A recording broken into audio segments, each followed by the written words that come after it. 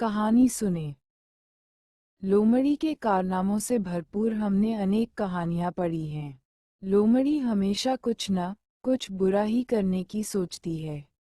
एक बार लोमड़ी ने सारस को अपने घर भोज जा निमंत्रण दिया। सारस ने खुशी खुशी लोमड़ी का निमंत्रण स्वीकार कर लिया। सारस ने मन ही मन एक विशेष प्रकार के भोज के सपने देखने आरंभ कर दिए।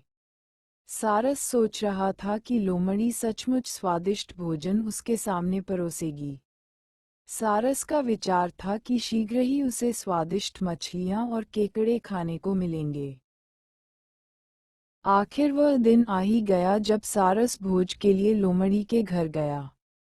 सारस को देखते ही लोमड़ी ने मुस्कुराते हुए कहा, आओ मित्र सारस, यहाँ पधारने के लिए तुम्हारा बहुत बहुत शुक्रिया।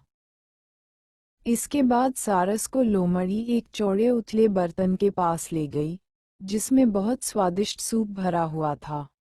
सूप को देखते ही सारस के मुख में पानी आ गया और उसने थोड़ा सा सूप अपनी चोंच में भर लिया।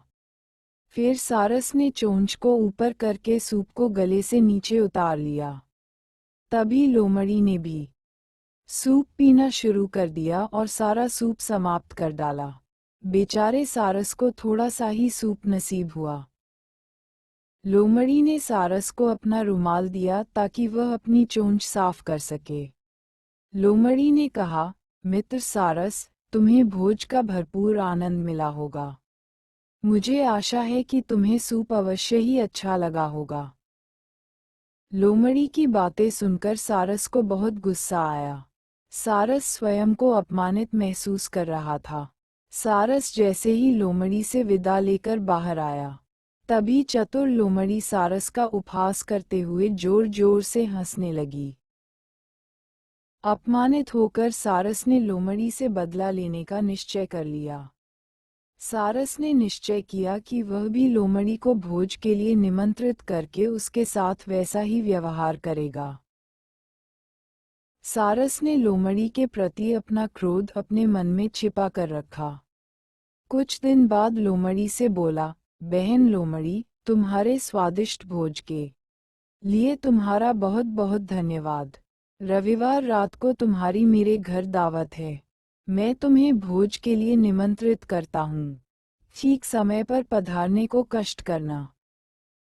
लोमड़ी ने सारस का निमंत्रण खुशी खुशी स्वीकार कर लिया और निश्चित समय पर सारस के घर पहुंच गई। सारस ने लोमड़ी का स्वागत करते हुए कहा, आओ बहन, जल्दी चलो, भोज का आनंद उठाएं। लोमड़ी बोली, मुझे तो स्वादिष्ट मछलियां और केकड़े की खुशबू आ रही है।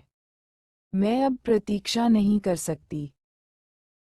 सारस लोमड़ी को एक सुराहीनुमा लंबे बर्तन के पास ले गया जिसमें केकड़े और स्वादिष्ट मछलियां भरी हुई थीं।